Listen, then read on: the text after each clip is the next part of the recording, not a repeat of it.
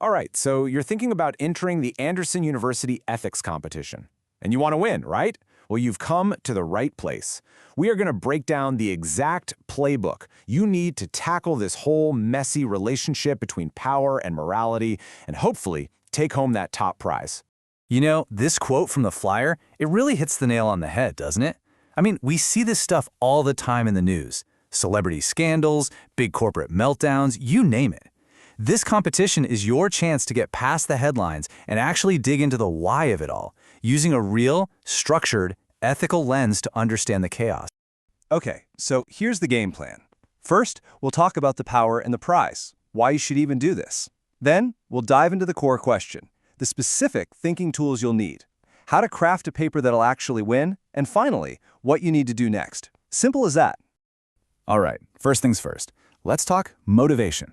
I mean, what's in it for you, right? And look, beyond just the fun of the intellectual challenge, there are some very real rewards on the table. Okay, let's start with the cash. The best paper takes home a cool $500. Bam! But that's not all. Second place gets a very nice $300. And even third place walks away with $200. So yeah, there are multiple chances here to get paid for your brilliant ideas. But honestly, it's about way more than just the cash. First off, your paper could get published in a real academic journal. That is a huge deal. Plus, you get this amazing line on your resume that basically screams, "Hire me, I know how to think about tough stuff." And let's be real, you get the bragging rights. Can't forget those. Okay, so now that you're hopefully feeling a little motivated, let's get to the main event. What is the actual question you need to answer? This is really the heart and soul of the whole competition. So here's the big one. Your whole paper is going to revolve around this single question. Really think about it for a second. When someone is chasing fame or fortune or power to an extreme, what happens to their relationships at work? How do they treat people? Do they lift others up or do they tear them down? Do they build trust or do they just burn every bridge they cross? That's the stuff you need to dig into. So how in the world do you even begin to answer a question that big? Well, you can't just wing it or give your hot take. The competition is really specific. You have to use two thinking tools to frame your argument. Let's break down the first one right now. Basically, you've got two different paths you can take to analyze the problem. You can think of them like two different pairs of glasses or lenses. They let you look at the exact same situation, but you'll see it in a totally different way. And believe me, the lens you choose is going to shape your entire paper. Okay, so your first big choice is between these two ways of thinking. On one hand, you've got outcome thinking.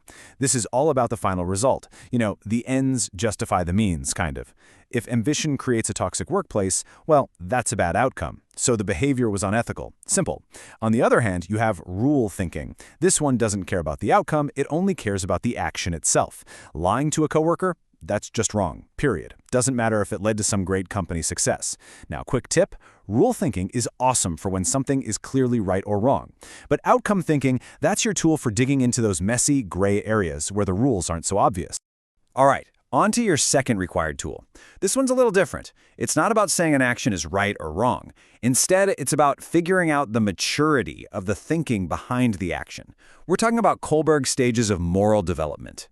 And this breaks it down so simply, it's perfect. You're basically asking, what level is this person operating on? Are they at the little kid level, or it's all about, I don't want to get in trouble?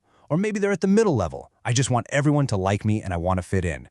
Or have they reached that grown-up level, where they do what's right simply because it's fair?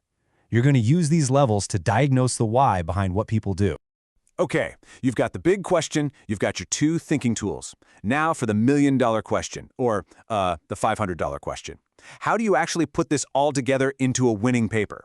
Let's pull back the curtain and see what the judges really want. Honestly, it's not some big mystery. Here's the checklist. Number 1, have a clear main point. Don't make the judges hunt for it.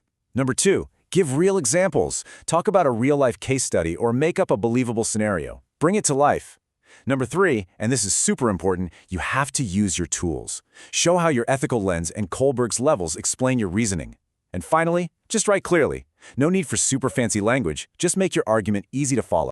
Okay, you've got the blueprint. You know what you need to do, so what are the next steps? Let's talk logistics. Listen up, this might be the most important slide of all, the deadline. Get out your phone, open your calendar, whatever you need to do.